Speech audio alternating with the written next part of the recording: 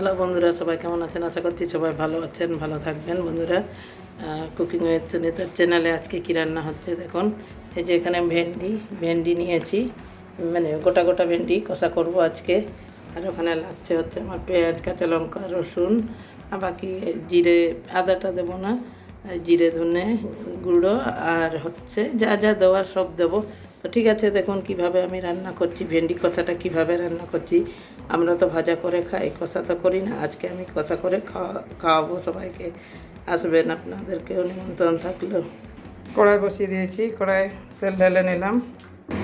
তেলে একটু হলুদ দিয়ে দিচ্ছি, না হলে মানে ভেন্ডিগুলো সব ছিটে যাবে, ওই জন্য তেলে একটু হলুদ দিয়ে দিলাম। ভেন্ডিটা ভাজা করে নেবো, ভাজতে দিচ্ছি। ভেন্ডিটা কাঁচা গন্ধ যাওয়া পর্যন্ত আমি ভাজবো। দেখুন ভেন্ডিটা লাল লাল করে ভেজে নিয়েছি, ভেন্ডি থেকে কাঁচা গন্ধ সব চলে গেছে। এবারে একটা বাটির মধ্যে তুলে নেব, এইভাবে সব ভেন্ডিগুলো তুলে নেব। ভেন্ডিগুলো আমার সব তোলা হয়ে গেছে। আবার একটু তেল দিয়ে দিচ্ছি, এই রান্নাতে একটু তেলটা বেশি লাগবে, তেল গরম হতে দেবো। আবার একটা শুকনো লঙ্কা দিয়ে দিচ্ছি ফোড়নে, আর আমার আন্দাজ মতো সাদা জিরে দিয়ে দিলাম। ফোড়নটা আমার ভাজা হয়ে গেছে। এবারে পেঁয়াজ কুচি দিয়ে দিচ্ছি, পেঁয়াজ কাঁচা লঙ্কা কুচি দিয়ে দিচ্ছি, একটু ভেজে নেব। পেঁয়াজটা হাফ ভাজা হয়ে গেছে। এবারে রসুন কুচি সব দিয়ে দিচ্ছি, রসুনটাও ভেজে নেব পেঁয়াজের সঙ্গে। ফোড়নগুলো সব ভাজা হয়ে গেছে, পেঁয়াজ রসুন সব ভাজা হয়ে গেছে। এবার বাকি মশলাগুলো দিয়ে দেব।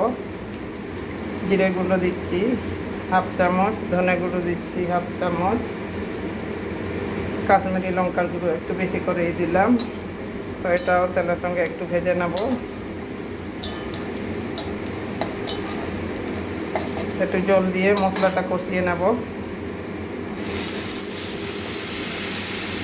2 মিনিট মশলাটা কষিয়ে নেব। প্রয়োজন মতো নুন দিয়ে দিলাম, হলুদ দিয়ে দিচ্ছি, ভালো করে মিশিয়ে নেব। মশলা থেকে তেল ছেড়ে দিয়েছে। এবারে ভেজে রাখা ভেন্ডিগুলো দিয়ে দেব। ভেন্ডিগুলো আবার ভালো করে মশলার সঙ্গে মিশিয়ে নেব। এবারে টমেটো দিয়ে দিচ্ছি, কুচি করে রাখা টমেটোগুলো সব দিয়ে দেবো। আবারও ভালো করে মিশিয়ে নেব।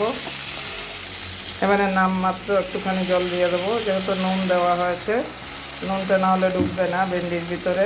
ভেন্ডিটা মাঝখানে চিরিয়ে দিয়েছি, এরকম প্রত্যেকটা ভেন্ডি মাঝখান দিয়ে চিরিয়ে দিয়েছি। ঠিক আছে, এবারে ঢাকা দিয়ে 3-4 মিনিট রান্না করলেই আমার হয়ে যাবে আজকের ভেন্ডি কষা রেডি।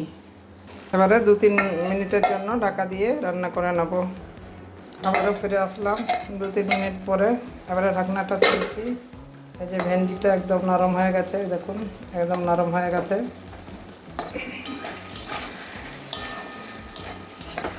এবারে আরেকটা দুটো জিনিস দেব।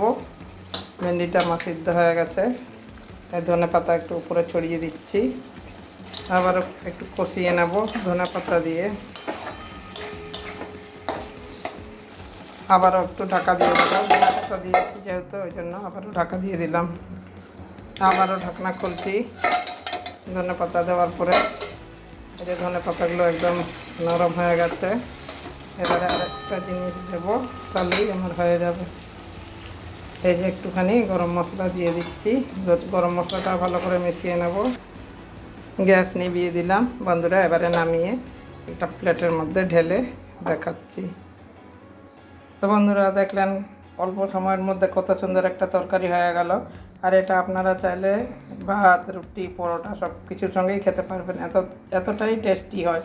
তো আপনারা অবশ্যই একদিন করে দেখবেন, করে খাবেন আর কমেন্ট করবেন। আর চ্যানেলে নতুন হলে সাবস্ক্রাইব করে পাশে থাকবেন। তো এখন কম ভিডিও দিচ্ছি, তো যদিও ভালো লাগে লাইক দিয়ে, চ্যানেলে নতুন হলে সাবস্ক্রাইব করে পাশে থাকবেন। তো বন্ধুরা, ঠিক আছে, আজকের জন্য আসছি।